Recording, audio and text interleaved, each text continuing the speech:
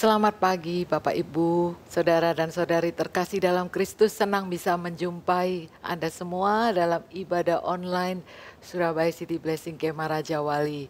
Sebelum kita mendengarkan firman Tuhan, mari kita berdoa dahulu. Bapa, kami mengucap syukur untuk satu hari yang baru, hari yang Tuhan jadikan. Terima kasih kami telah melewati malam, dan Engkau memberikan kepada kami kesempatan untuk masih bernafas pagi hari ini. Masih bisa menikmati kasih setia dan kemurahan Tuhan. Dan kalau hari ini secara jasmani kami belum bisa berkumpul di dalam ruang gereja untuk beribadah, dimanapun kami ada saat ini bersama keluarga kami masing-masing, kami sehati berdoa, kami mau untuk diberkati oleh firman Tuhan yang akan menguatkan kami semua, firman Tuhan yang menjadi roti kehidupan, makanan bagi kami. Terima kasih Tuhan, kami serahkan waktu ini dalam nama Tuhan Yesus Kristus. Amin, amin. Pagi hari ini saya mau berbicara mengenai kuasa dari pikiran. Saya tahu suasana dan keadaan masih belum ada kepastian. Meskipun kita sudah hampir bisa bersekutu di gedung gereja, karena banyak pertanyaan kapan kita bisa berbakti kembali, tidak akan lama lagi. Karena kami sedang mempersiapkan segala sesuatunya supaya sesuai dengan protokoler yang berlaku. Tapi saya percaya sebelum kita juga masuk ke dalam gedung gereja untuk berbakti di rumah masing-masing itu juga punya esensi yang penting dan keindahannya. Meskipun kita tidak ingin berlama-lama tidak bisa berkumpul di gedung gereja. Dengan segala yang terjadi di sekitar kita, pikiran kita bertambah, kadang-kadang bertambah berat.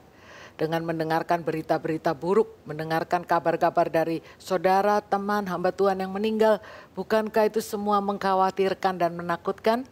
Oleh sebab itu hari ini saya mau bagikan sesuatu tentang pikiran Kristus.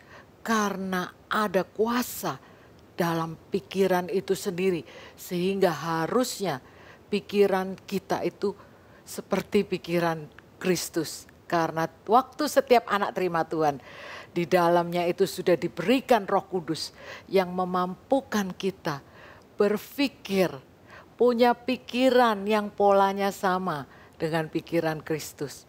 Dan pikiran ini yang menjagai kita menghadapi segala tantangan di dunia ini.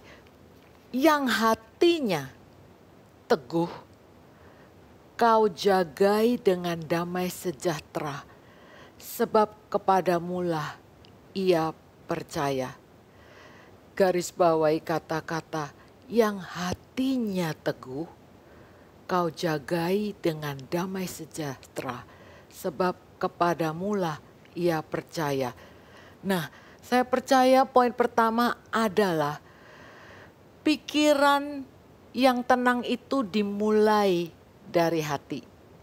Pikiran yang tenang dimulai dari hati. Kita tidak bisa menenangkan, mengatakan pada pikiran, tenang aja, gak usah khawatir. Semuanya akan baik-baik. Tetap aja kita ngomong seringkali, kita bahkan mengutip firman mungkin, tapi tetap aja kita khawatir.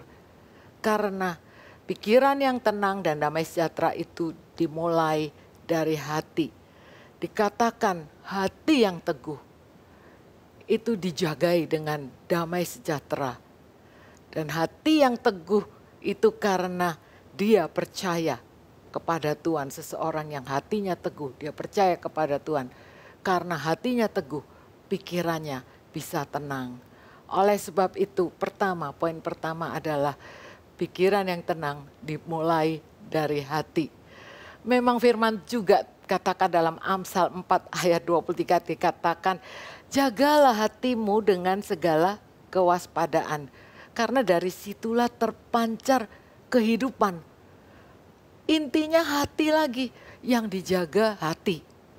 Sekarang kita selalu ngomong jangan kepikiran. Jangan kepikiran. Berarti kalau ayat ini mengatakan, oh semua yang ada di pikiran itu berasal dari hati. Berarti kita mestinya ngomong jaga hati ya. Nggak cuma, tapi berasal dari hati. Makanya keluar pikiran yang tidak tenang, pikiran yang khawatir. Satu lagi, Amsal 23 ayat 7 dikatakan, ini dalam bahasa Inggrisnya dikatakan for as he think in his heart so is he. Maksudnya adalah apa yang ada di pikiran, terjemahan langsungnya, apa yang ada di pikiran itulah engkau. Apa yang ada di pikiranmu itulah engkau. Kadang-kadang ada yang di pikiran tuh sangat khawatir, maka itulah engkau. Meskipun engkau mengatakan aku tidak khawatir, tapi apa yang ada di pikiran itu, engkau akan menjadi seperti apa yang ada di pikiran. Oleh sebab itu, pikiran ini sangat penting. Nah, saya akan membacakan beberapa kata-kata. Kalau ini kata-kata dari dokter-dokter yang mengerti firman Tuhan. Jadi saya cuman ambil perkataan salah satunya dari dokter Carolina Leaf. Dia itu sangat cinta Tuhan. Pengarang buku yang terkenal yang mengarang buku tentang otak ini bisa didetoks 21 hari supaya bersih. Saya bayangin kita sekarang semuanya perlu disteril. Ruangan perlu disteril. Kadang-kadang kita kalau keracunan tubuh mesti didetoks. Ya, tubuh supaya sehat juga perlu didetoks. Tapi dia mengarang buku yang mengajarkan tentang pentingnya mendetoks otak. Saya pikir, oh ini sesuatu yang belum terpikirkan. Tapi ternyata beliau, Dr. Carolina Leaf, adalah seorang yang cinta Tuhan. Yang mengatakan demikian, kata-katanya yang menarik ya. Setiap hari Anda mengubah struktur otak Anda lewat pikiran. Dia bilang pikiran itu penting loh. Ya, otak itu ada di dalam manusia, di dalam kepala ini ada otak. Tapi pikiran lebih penting karena apa? Struktur otak bisa berubah kalau pikiranmu berubah. Maksudnya bisa berubah baik, bisa berubah buruk. Otak itu tergantung pemikiran, itu kata-katanya. Nah, dikatakan juga, ini kata-kata dari seorang dokter yang mengatakan, Anda didesain untuk pemikiran intelektual yang mendalam. Dia berikan lagi, Mazmur 113 ayat 14 ya. Dia katakan, Tuhan waktu mendesain kita, itu didesain supaya bisa mikir. Banyak orang gak suka memikir, padahal ini dipakai untuk memikir. Dan saya percaya pikiran yang dimaksud untuk memikir itu pemikiran yang memikirkan kebenaran firman Tuhan. Seperti Mazmur 1 mengatakan, berbahagialah orang yang kesukaannya ialah Taurat Tuhan, yang merenungkannya siang dan malam. Ia seperti pohon yang ditanam di tepi aliran air, yang menghasilkan buahnya pada musimnya dan tidak layu daunnya. Dikatakan berbahagia. Nah, orang yang berbahagia itu dimulai dengan merenungkan firman Tuhan. Saya percaya merenungkan firman Tuhan pakai pikiran. Karena apa? Gak bisa kan merenungkan tanpa pikiran, kita mesti baca. Dan mesti memikirkan, merenungkan ini artinya apa, membayangkan, lalu mendoakan. Oleh sebab itu, pikiran itu begitu penting. Nah, ada satu lagi kata-katanya dia. Anda, di dalam bukunya, kalau mau baca bukunya bisa karena itu lebih teknis secara medis, tapi sangat alkitabiah. Dikatakan gini, Anda bukanlah korban dari hal-hal yang tidak seharusnya Anda lakukan. Maksudnya banyak orang yang bermental korban. Jadi kelihatannya baik-baik saja, tapi karena hatinya begitu terluka, mungkin pernah mengalami trauma, dikatakan mungkin pernah ditolak waktu bayi atau perasaannya pernah disakiti luar biasa, sehingga dia merasa menjadi korban. Dan waktu itu fakta memang dia menjadi korban. Tapi dikatakan pentingnya pemikiran. Tuhan memberikan otak Ini supaya kita bisa mikir dengan segala fakta, situasi yang terjadi. Kita tetap bisa memikirkan yang benar. Makanya firman Tuhan katakan, ayo kita tuh punya pikiran Kristus. Maksudnya kita tuh punya pemikiran yang bisa memikirkan kebenaran Kristus. Nah itu kata-katanya dia. Dikatakan salah satu lagi yang dia katakan, Anda bisa bahagia dan dipenuhi kedamaian, tidak peduli keadaan Anda. Ini kata-kata seorang dokter yang mengatakan Anda bisa bahagia dan dipenuhi oleh kedamaian, tidak peduli keadaan Anda. Sekarang ini kita nggak bisa merubah keadaan, ya. Kita nggak bisa merubah protokoler. Kalau pemerintah bilang nggak boleh kumpul, maksimum kumpul juga berapa puluh orang, nggak bisa itu situasinya berubah. Tapi respon kita dikatakan di dalam kita ini bisa berubah kalau pikirannya berubah. Dan sekali lagi poin pertama adalah pikiran ini semua dimulai dari hati. Saya percaya setiap orang yang sudah menerima Tuhan sebagai Tuhan dan Juru Selamat, hatinya itu diperbarui. Nomor 2, pikiran itu juga dimulai dari sebuah keputusan. Nah, keputusan. Iya, pikiran itu bisa benar, bisa kacau. Itu semua dimulai dari sebuah keputusan. Kita mau mikirin yang benar, harus memutuskan. Saya memutuskan untuk memikirkan yang benar. Oleh sebab itu, saya mau membacakan firman Tuhan di Filipi 2. Filipi 2 dikatakan demikian. Saya bacakan juga mulai dari ayat 1 sampai 5 ya. Oleh karena itu, jika ada penghiburan di dalam Kristus, jika ada penghiburan kasih, jika ada persekutuan roh, jika ada kasih sayang dan belas kasihan, maka genaplah kamu akan sukacitaku, yaitu kamu menjadi sepikiran dengan memiliki kasih yang sama, menjadi satu kesepakatan akan satu pikiran. Jangan ada apapun yang dilakukan melalui perselisihan atau pujian yang sia-sia, melainkan dalam rendah hati biarlah masing-masing memandang yang lain lebih baik daripada dirinya sendiri. Janganlah setiap orang mementingkan kepentingannya sendiri-sendiri, melainkan masing-masing akan kepentingan orang lain juga. Ayat 5 dikatakan, biarlah pikiran ini ada di dalam kamu, yang mana terdapat juga di dalam Kristus Yesus. Saya membacakannya dari terjemahan dari New King James di dalam bahasa Indonesia. Dikatakan, ayo biarlah pikiran yang ada di dalam kamu itu sama seperti yang terdapat juga di dalam Kristus Yesus. Yang gimana pikiran Kristus? Yang dia dalam rupa Allah itu tidak menganggap kesetaraan dengan Allah itu sebagai sesuatu yang harus dipertahankan. Melainkan Tuhan Yesus mengosongkan dirinya dan mengambil rupa baginya menjadi seorang pelayan dan dijadikan sama dengan manusia. Dan mengambil wujud sebagai seorang manusia, dia merendahkan dirinya dan taat sampai mati, bahkan mati tersalib. Dengan kata lain, Kristus Yesus sudah menjadi teladan kita. Bagaimana dia tidak ikut pikiran secara manusia, kalau pikiran waduh kalau disalib itu berat.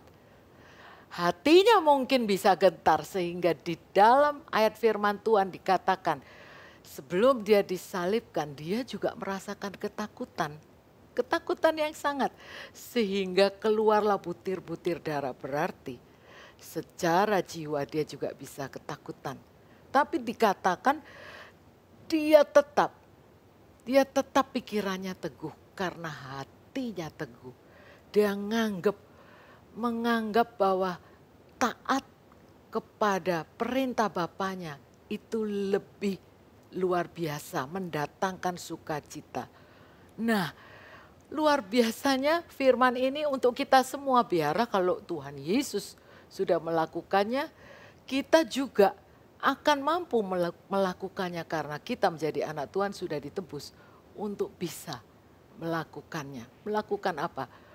Melakukan punya pikiran, punya keputusan untuk bisa berpikir yang benar.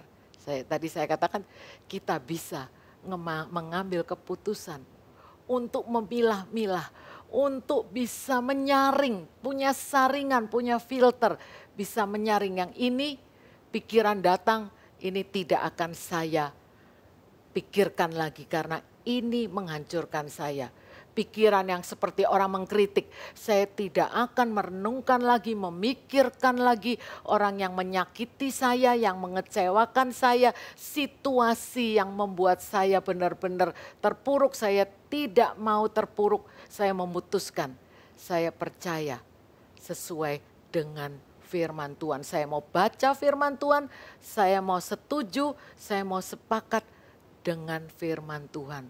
Wah, itu yang dikatakan poin kedua bahwa dengan pikiran yang seperti ini kita ngambil keputusan untuk benar-benar pikiran ini saya pilih dan saya pilah-pilah dan saya hanya mengikuti yang sesuai dengan firman Tuhan. Sekali lagi semuanya bisa mengganggu, situasi bisa mengecewakan, tapi saya percaya orang-orang yang teguh hatinya dijagai dengan damai sejahtera karena hatinya percaya kepada Tuhan. Saya percaya tenang jiwa kita, tenang pikiran kita, itu juga kasih karunia. Tapi juga suatu keputusan apakah engkau mau. Hari ini kalau saya katakan firman Tuhan berjudul kuasa dari pikiran. Benar, karena pikiran itulah maka kita bisa menjadi khawatir, bisa menjadi sehat, atau bisa menjadi sakit. Bisa menjadi bahagia, atau bisa menjadi galau. Itu semua di pikiran. Saya ambil lagi quote dari seorang dokter yang juga cukup terkenal di kalangan para dokter yang mengatakan tentang ada hubungannya antara pikiran, tubuh, dan roh. Dia katakan demikian. Emosi itu bisa mematikan. Dia yang mengatakan. Emosi itu bisa mematikan. Dan dia bilang seorang dokter mestinya mengatakan virus itu mematikan. Tapi dia katakan emosi itu bisa mematikan. Oleh sebab itu dia katakan emosi bisa menyembuhkan atau menghancurkan. Saya ambil dari perkataan Don Colbert, Dr. Don Colbert, MD.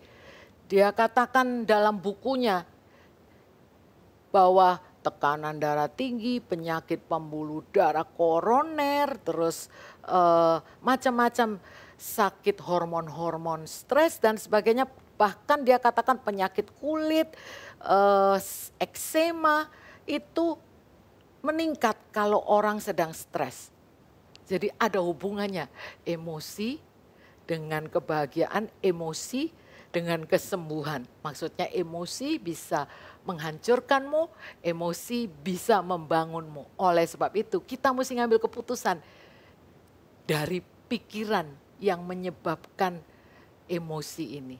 Ya, emosi, ya, kehendak, perasaan, pikiran itu ada di jiwa. Dan semuanya itu bersumber dari hati. Kalau hatinya teguh, hatinya dijaga sesuai dengan firman Tuhan, maka akhirnya kita punya kemampuan untuk memilih. Kalau semuanya situasinya jelek pun, emosi itu bisa kita kontrol dan kita milih. Ya, kehendak pun kita bisa pilih, saya mau yang ini. Dan pikiran kita bisa pilih, saya mau mikir, tetap saya mau baca firman Tuhan. Tetap saya mau baca buku-buku yang membangun jiwa saya. Nah, oleh sebab itu hari ini, sebelum saya tutup, saya mau membangun Bapak Ibu sekalian. Bahwa kalau ada di antara Bapak Ibu yang mengalami masa-masa sulit dan merasa harapan ini sudah, saya tidak punya harapan lagi, hati saya hancur. karena keadaan yang tidak membaik, saya katakan bahwa ayo kita jaga hati. Firman Tuhan selalu ya dan amin. Jangan putus asa, tetaplah berharap kepada Tuhan. Dia adalah Bapa yang baik. Kalau engkau benar-benar terpuruk, jangan menggantungkan pertolonganmu pada manusia. Tapi bergantunglah, berserulah kepada Bapa yang senantiasa mendengar. Kuasa dari pikiran, biarlah hari ini kita belajar hal yang pendek aja, satu hal. Pikiran kita, pikiran dimulai dari hati. Jaga hati dengan segala kewaspadaan. Pikiran juga membutuhkan keputusan. Ayo, setelah kita menjaga hati, kita bisa ngambil keputusan. Tuhan, aku tetap mau mengiring Engkau. Aku tetap percaya pada firman-Mu. Dan karena aku percaya pada firman-Mu, aku akan merenungkan firman Tuhan.